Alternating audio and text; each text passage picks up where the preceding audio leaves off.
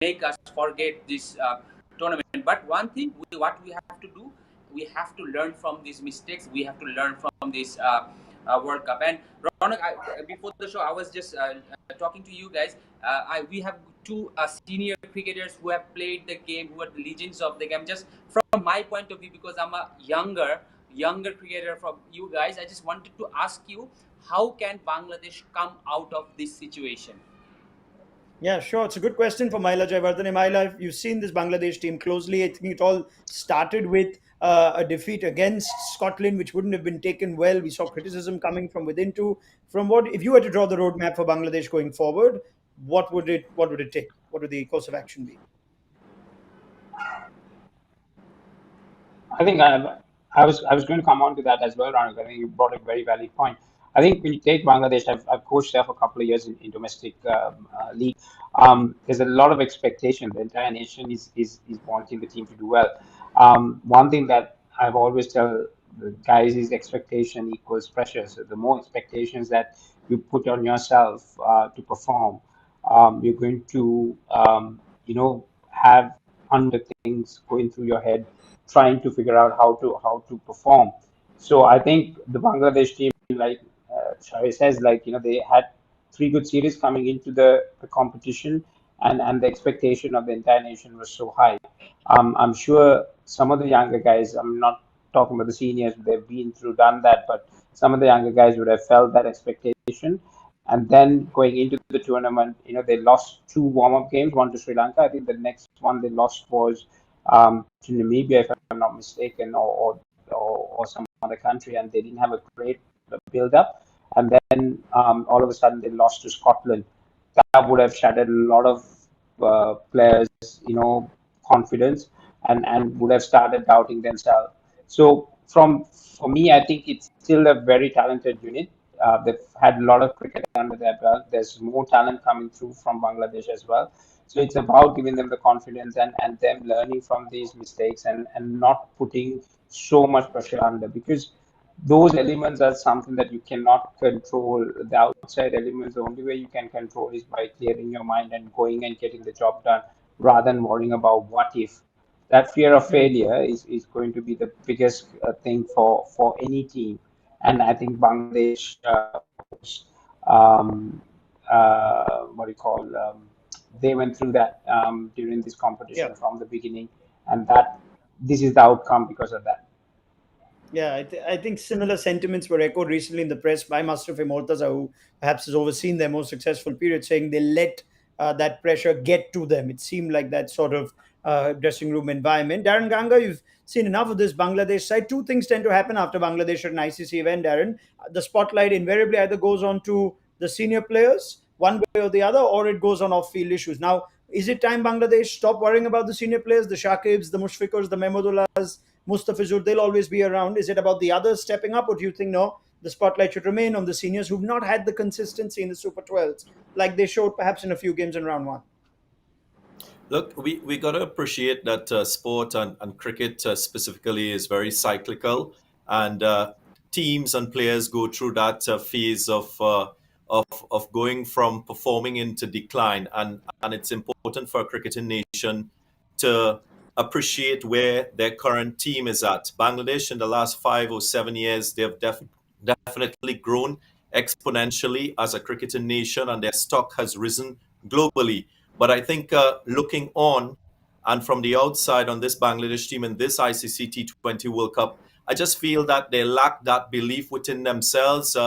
Traditionally, Bangladesh has relied a lot on their senior players, Mortaza, Shakib Al Hassan, to really give them the psychological advantage. And as well, they've dominated world cricket playing in Bangladesh. I think it's high time that Bangladesh open their minds more to fast bowlers. They've been reliant on their spinners to bring a lot of success and bowling success. And they've produced some world class batsmen as well. But I just feel that they lack that self belief in this T20 World Cup.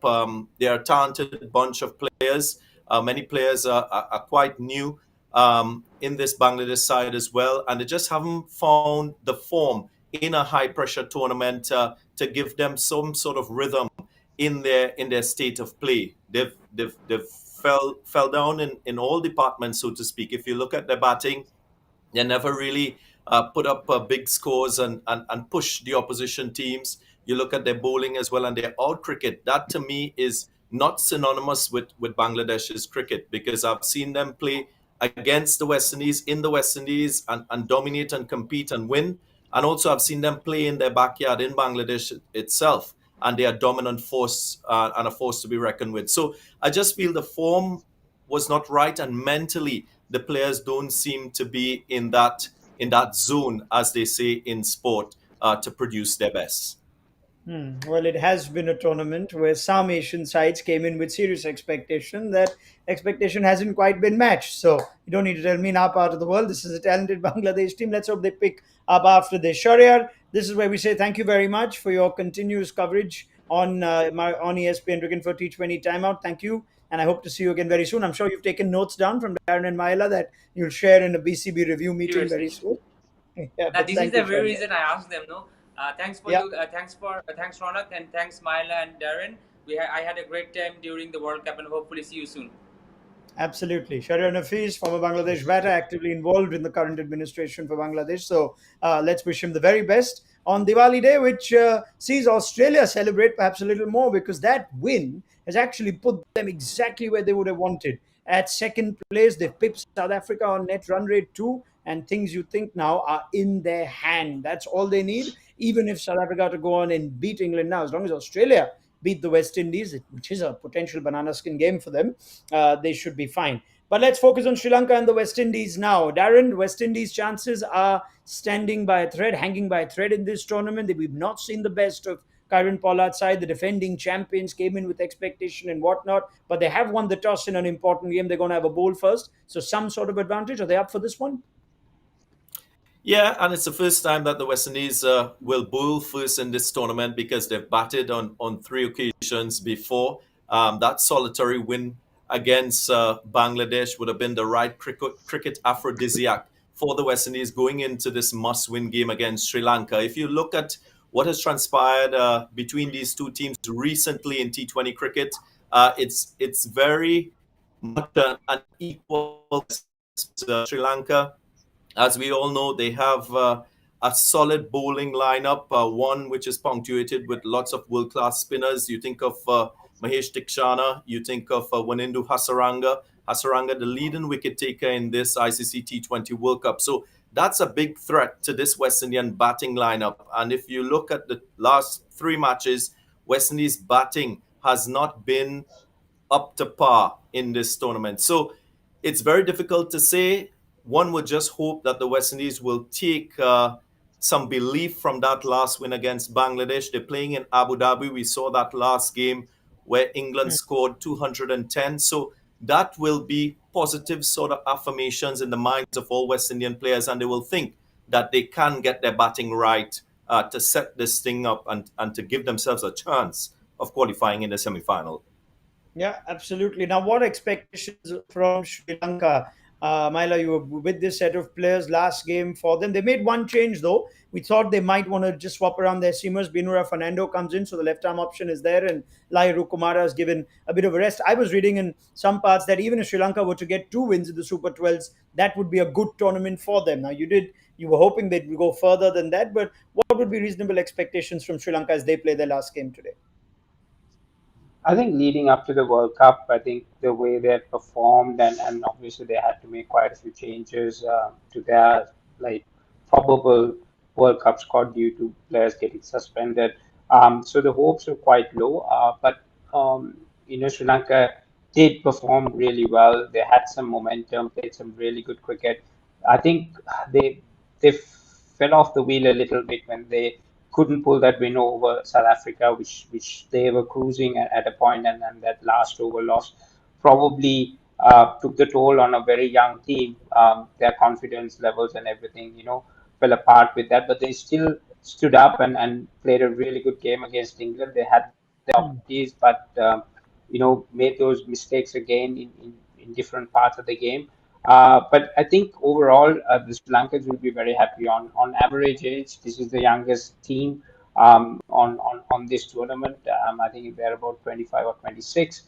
So that means that this group of players can continue at least for another 3-4 years together. And a lot of the guys have performed above expectation. But as a cricket nation, you still have expectations of no, we need to do better.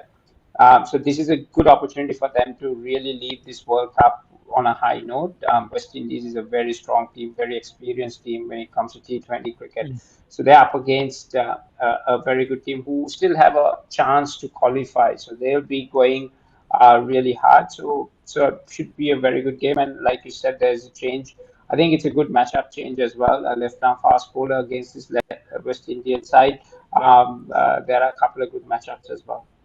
Yeah, all right. So they will have the services of Fernando, but they're going to be batting first. As we look at a couple of things, perhaps, which will help us understand the Sri Lankan team and a little better. We've seen Nisanka in shades show his brilliance, but the combination of Kusal Pereira and Pathum Nisanka, is that something that they'll probably have to relook at the end of this World Cup? Just having a look at the lowest averages, Mahela, for an opening pair at 8.6. It's not pretty. They fire, we spoke of this earlier, alternately in sorts. And Pereira in particular, senior players, had an eventful 12 months, replaced his captain, struggling with injury and illness at times. But it's been a pretty poor tournament for Kusal Pereira, hasn't it? Yeah, I think rather than putting them together, I think Pathum Nisanka has really played well. I mean, the last game as well, he was unfortunate to get run out. But I think Kusal Pereira's form has been something of a concern for the Sri Lankan camp. Yes, he was carrying an injury, not an injury in the sense that he was recovering from an injury, probably not 100% with that shoulder. But he's a quite capable guy, and Sri Lanka do need him to fire. I mean, he's one of those guys who can take a game away from any opposition.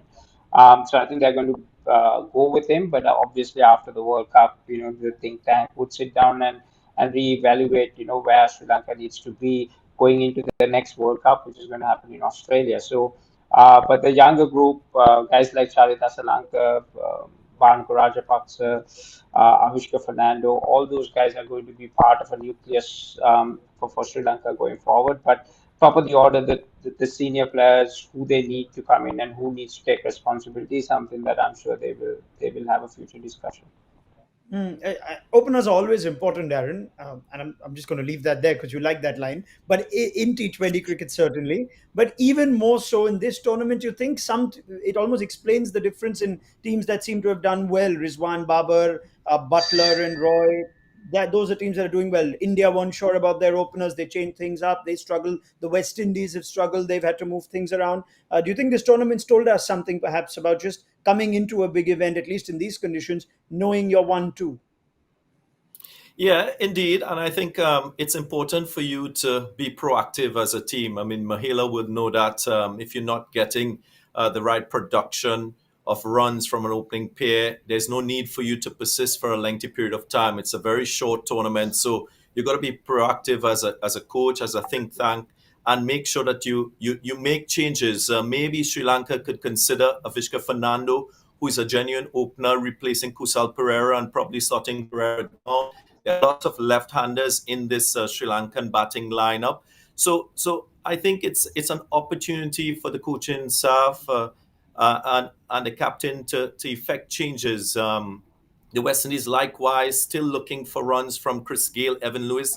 Gayle has batted at number 2, number 3, number 4. So they're continuing to persist with Chris Gayle at the top. The West Indies only had one significant opening score. I think that was 73, scored with Lendl Simmons and Evan Lewis at the top. So they haven't had consistent starts at the top of the inning. They've gone with Chris Gayle again. Maybe there could have been a consideration for Andre Fletcher, who a lot of people questioned being a part of this West Indian squad, but he has a very good record against Sri Lanka. He averages 48 in 5 matches with 2 half centuries and a strike rate of just shy of 140. So I would have felt that the West Indies could have given Andre Fletcher a chance instead of Chris Gayle going into this game and knowing fully well that you're coming to Abu Dhabi, where when we looked at that last game that India played against Afghanistan, 210, it seems to be a better batting surface. So there was an opportunity to take, and the West Indies just didn't take that opportunity. But hey, We never know. The universe boss, he might just turn up today and fire with the bat.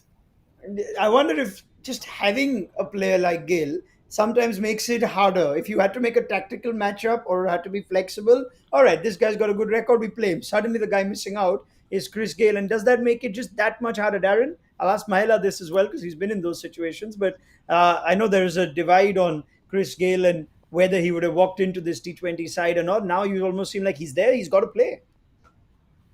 Well, I mean, there's a fine line and a balance and a priority that you must give to certain factors. We saw in that India-Afghan game, Mohammad Nabi talk about the due, and he opted to bowl first, and that to me was the wrong decision. The conditions and the good batting service could have trumped the expectation of due later on in the night. The same applies to Chris Gale. Yes, he comes in with a massive reputation. He's one of the best T20 batsmen around. But if you look at his current form in the last 2 or 3 years, to get a half century from Chris Gale, to me, now with his current form, is a bit far fetched. So you got to match that with the available options. Should the West Indies go with a Lendl Simmons? Should the West Indies go with an Andre Fletcher? To me, I think the options outweigh the reputation that Chris Gale brings to this West Indian team at this point in time. So that's just my own personal opinion, but sometimes you gotta give priority to factors which are more dominant in T20 cricket. Yeah, I know that there was a serious debate on whether Roston Chase should make that 11, and then Gale had to come into that debate by default. And he didn't start this tournament. Myla, they played him last game. He seems to struggle a little bit as we've seen top order batters. We're looking at Roston Chase's numbers. You think this is an improved T20 player, even though he started as red ball specialist. But to make room for him, they had to wait. They had to wait till game's precious points were dropped. Chris Gale had to go up. I'd love for you to just look at this West Indies team and tell me, have they just come to a continent and a place where their game hasn't been suited, or is this about a team that will go into inevitable transition after this World Cup with a change of personnel? Well, I think there's two factors. I think when you're talking about Crest, it's a reputational thing as well, right? And people will always say that there's potential, he can do this, but what we've seen with Chris is like those dominant innings are far and few between now, which is happening. So that's a call that West Indies has to take. Like Darren says, like there are the players who are much more consistent or can make that impact in the World Cup. But obviously, the think tank think otherwise. And going into the last few games, they feel that the experienced players needs to be there.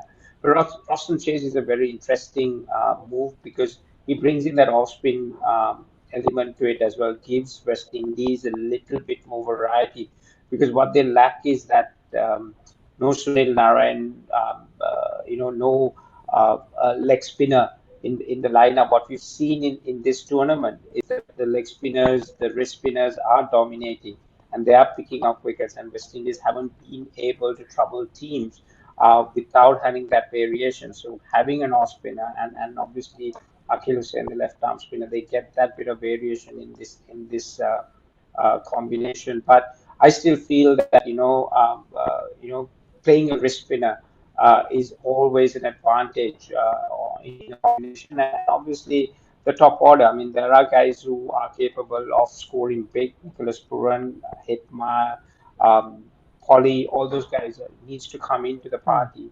And for West Indies to click, this is a very dangerous team. If they get into a groove, they could go all the way.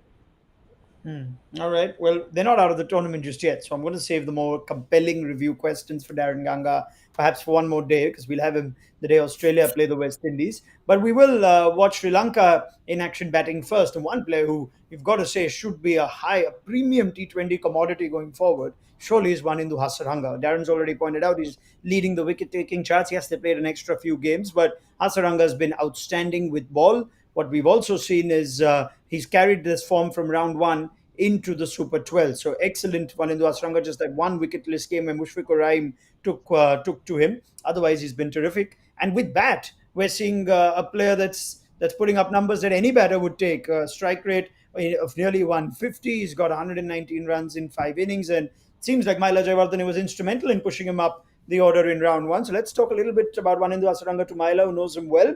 He's got all the skills that would be in high demand in T20 cricket. Can he sustain it? What's the future for Wanindu Hasaranga, Mahela?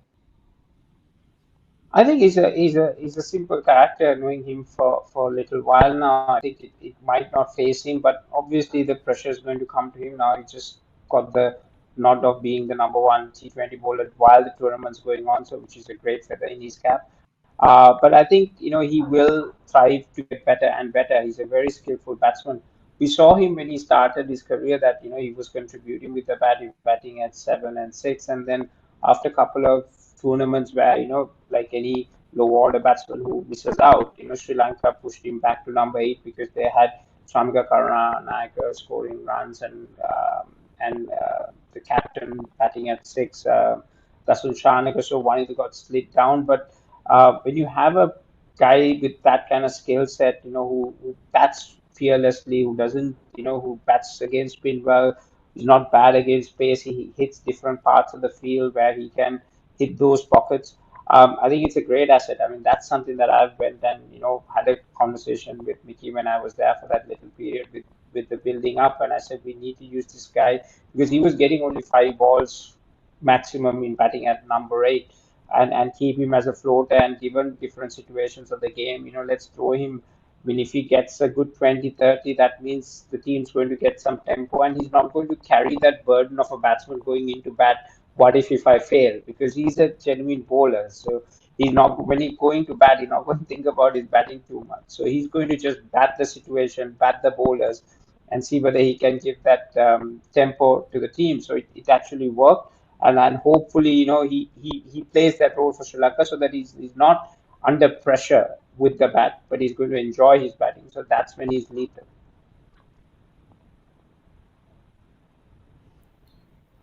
He's also unique in a way. We keep saying in our part of the world, Daren, that the seam bowling all rounder is hard to find. But even the spin bowling all rounder, there are a lot of batters that bowl spin, and on good days will give you 4 overs more often than not. There are not a lot of quality spin bowlers that can make a strong case to bat in the top 4 or 5. Hasaranga looks like the part to you from whatever you've seen, Daren. Yeah, indeed. I saw him play against the West Indies in a 3-match T20I series in the Caribbean, and he was the leading wicket taker. I think technically, as a leg spinner, he is a little bit different. He's not the conventional right arm wrist spinner because he has a front leg. That left leg collapses a little bit. So his trajectory is a little bit lower than normal leg spinners. And what that allows, it allows for the ball to bounce a little bit lower. It allows for the ball to skid on to you as a batsman, and more so to right-handers. Because of that angle and his wrong on, he is a genuine wicket taker because he bowls fairly straight. So if you're a power player, you got to be mindful of that. Get your front leg out of the way. And because he has the ability to spin the conventional leg break, that to me is a massive challenge for you as a right-handed batsman. Which one is going to go away? Which one is going to slide on? And his lengths are so consistent. So he's an ideal T20 cricketer. Mahela touched on it. He's an underrated batsman and he's a gun fielder. So he, to me, is going to be relied upon in this contest against the West Indies in all 3 departments. If he fires and performs, Sri Lanka has a very good chance of winning this game against the West Indies. Yeah. Okay. I'm gonna try and put this delicately because I know Mahela is still, of course, actively involved with the Mumbai Indians. But Mahela, I always notice the Sri Lankan all-rounders don't get as much of a rope as perhaps some of the Aussies or the Englishmen or the New Zealanders or even the West Indians for that matter. Hasaranga got a couple of games from RCB, didn't find himself in the team after that. I'm trying to think of whether this World Cup is going to just create a greater demand for Wanindu Hasaranga. In generic terms, you think that'll happen? Hasaranga will be a high demand player with a big auction coming up? I think he was in demand last 12 months. Obviously, there were quite a few franchises I think was interested in him when Bangalore got him. But I think going forward, the way he has performed at the biggest stage, I definitely think that there'll be a lot of people keeping a close eye on him. All right, that's it. Short and sweet. I love it from Mahela. I think that we are going to see Wanindu Hasaranga in some demand. Right, what's a good score here? India found their way to 200 plus by batting a particular way. That seems to be the way to go, Daren. Watch the new ball out, give yourself wickets in and then go hard. Are we expecting that from Sri Lanka? And on the other end, what would the West Indies like to chase in a must-win game for them? Well, you look at the Sri Lanka batting lineup, Nisanka, Asalanka, Rajapaksa, they've been in very good form. What they do need is more runs from Kusal Pereira, Avishka Fernando. If these guys fire with the form we've seen from the previous three, they can post a total in excess of 150, close to 160. To me, if Sri Lanka could get there, it gives them a very good chance to defend that total, especially with the spinners that they have, Tikshana and Hasaranga. That should be the objective. I just feel that this Sri Lankan team, they've got the skills, the soft skills to deal with the West Indian bowlers. As Mahela rightly said, there's no right arm wrist spinner in this side, or a wrist spinner as a matter of fact. So it's going to be seam bowlers. It's going to be the left arm spin of Akil Hussain. This surface is not going to offer a lot for the spinners. Roston Chase will be used to try and be effective against the left-handedness of this Sri Lankan batting lineup, but it will be a good surface. So if I was Sri Lanka, I'll be thinking 160. If I can get there, then I give myself a very good chance of putting pressure on this West Indian batting lineup, which has performed below par so far throughout this ICC T20 World Cup. Roston Chase indeed has ball in hand, ready to bowl the first over. Mahela, you go with that? 160, Sri Lanka take that? Yeah, I think that would be a very good score, a par score on this surface. But Sri Lanka should get a bit more than that. But I think for them to have a good go at West Indies, I think 150, 160 is going to be the minimum. All right, let's hope that we get that. You'd expect more from the Sri Lankan side, who've shown far more enterprising cricket than Bangladesh, perhaps, who've already mentally, you think, checked out of the tournament. You don't expect that from Sri Lanka in what is also a dead rubber, effectively, for them. But the West Indies are still very much alive. Daren, Mahela, pick up the chat in 20 overs. Thank you very much. See you then on Maruti Suzuki presents ESPN Cricket for T20 Timeout, powered by Dell. The West Indies also have to keep an eye on net run rate. They want to try and dismiss Sri Lanka as cheaply and as quickly as possible to keep their tournament hopes alive. So we'll see how they go.